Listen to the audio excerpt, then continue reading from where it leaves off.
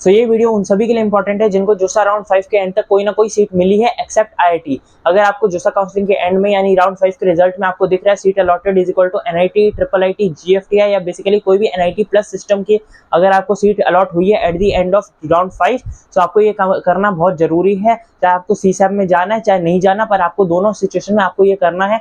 और ये छोटी सी चीज है पर बहुत इंपॉर्टेंट है, अगर आपने नहीं करी तो आपकी सीट भी कैंसिल हो जाएगी। बार बार बोल रहा हूँ, ये जरूर कर लेना। थोड़े टाइम के लिए ही पोर्टल खुलता है, अगर आप इस टाइम के बीच में ही पोर्टल पे जाके ये काम नहीं करोगे तो आपकी सीट कैंसिल हो जाएगी। बिना किसी देरी के शुरू करते हैं, फटाफट से लाइक कर दो और सब्सक्राइब कर दो, सारी इंपॉर्टेंट बातें मैं बताता रहा। तो हमें पता है राउंड 5 का रिजल्ट आ चुका है, सीसैप की भी डेट्स आ चुकी है, बहुत जल्द रजिस्ट्रेशन शुरू हो जाएगी। अब चाहे हमें सीसैप में जाना है अपनी सीट अपग्रेड करने और अच्छी सीट लेने जाना है या फिर नहीं जाना है, पर दोनों सिचुएशन में हमें एक काम जरूर करना है, वो है पार्शियल एडमिशन फी पे करना है, PAF पे करना है।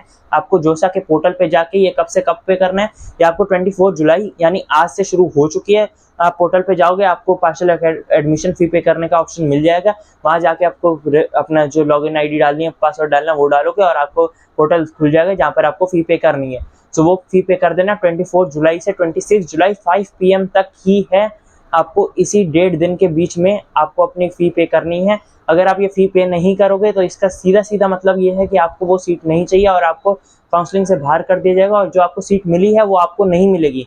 बेसिकली आप विड्रॉ कर रहे हो, इसका ये मतलब होता है। अभी आपको कितनी फी पे करनी है वो पहले बता देता हूँ। सो जो जनरल, OBC एंड EWS वाले स्टूडेंट है उनको 45,000 रुपीज पे करने हैं। जो SC ST और PWD वाले स्टूडेंट है उनको 20,000 रुपीज पे करने हैं। उसी पोर्टल पे होगा, जोसा के पोर्टल पे ऑप्शन वहां पर अवेलेबल हो चुका है, साइट एक्टिव है, जाके आप फीस पे कर दो अपनी। ये अब ये नहीं होता कि ये नॉन रिफंडेबल है या ये जोसा वाली या IIT बेसिकली NIT है, जो भी आप जहाँ पर आप जा रहे हो वो रख लेंगे, ऐसा नहीं होता। जो आपकी फर्स्ट ईयर की फीस है उसमें ये डिडक्ट हो जाएगा, उसमें ये एडजस्ट हो जाएगी, ठीक है। सो जो आपको बाकी की फी पे करनी है वो इतने रुपए माइनस करके आपको वो देने, ठीक है।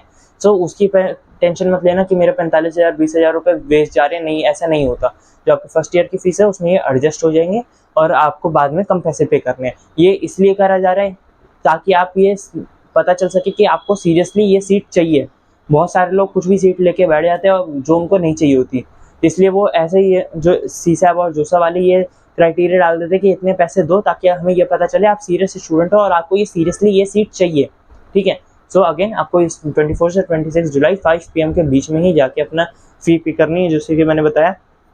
और अगर आप PF पे नहीं करोगे तो वो आपके जो एडमिशन है वो कैंसिल कर देंगे। हालांकि अगर आप PF पे नहीं करोगे तब भी आप सीसैप के लिए एलिजिबल हो। तो मैं आपको समझाता हूँ।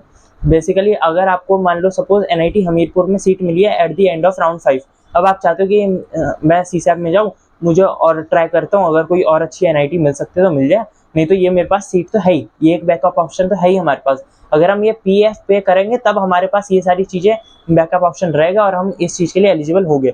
अगर हम PF ही पे नहीं करेंगे तो हमारी NIT हमीरपुर वाली सीट भी चली जाएगी। अब हम सीसैप के लिए तो एलिजिबल है, अगर हम PF पे करें या ना करें हम सीसैप के लिए एलिजिबल है। पर अगर हम PF पे नहीं करेंगे तो हमें जो एक सीट बैकअप में है ना वो भी चली जाएगी। बेसिकली आपको जब चॉइस लिंक करोगे, अगर आपको कोई सीट मिली तो ठीक है, अगर नहीं मिली तो आप कहीं के नहीं रहे, ना आपको NIT हमीरपुर मिला, ना कोई और अच्छी मिली, ना बेकार मिली, कुछ नहीं मिला। सो वो चीज़ बिल्कुल भी मत करना। आई हाईली रेकमेंड अभी PF जाके पे कर दो, 1.5 दिन का टाइम ही है, तो आपको PF पे करना है, फिर उसके बाद एलिजिबल होगा। और ये मत सोचना कि PF पे कर देंगे फिर उसके बाद दोबारा हमें IAF1 IAF2 जो इतनी सारी सीसैप की फीस है वो सारी देनी पड़ेगी, फिर और पैसे जाएगा। देखो, अगर आप अभी पैसे ज़्यादा दे के चलोगे IAF1 IAF2 आपकी कम लगेगी। अगर आप अभी PF वगैरह नहीं दोगे तो आपको IAF1 IAF2 पूरी ज़्यादा से ज़्यादा देनी पड़ेगी, जैसे फ्रेश रजिस्ट्रेशन फ्रेश कैंडिडेट को देनी पड़ती है, ठीक है। और एक चीज़ और कि अगर आप PF अभी नहीं पे करोगे तो आपकी जो SAF यानी सीट एक्सेप्टेंस फी है वो भी आपके ऑटोमेटिकली रिफंड हो जाएगी, क्योंकि वो आपको ये मान के चल रहा है कि आपने विड्रॉ कर दिया क्योंकि आपने पैसे नहीं भरे। समझ गए?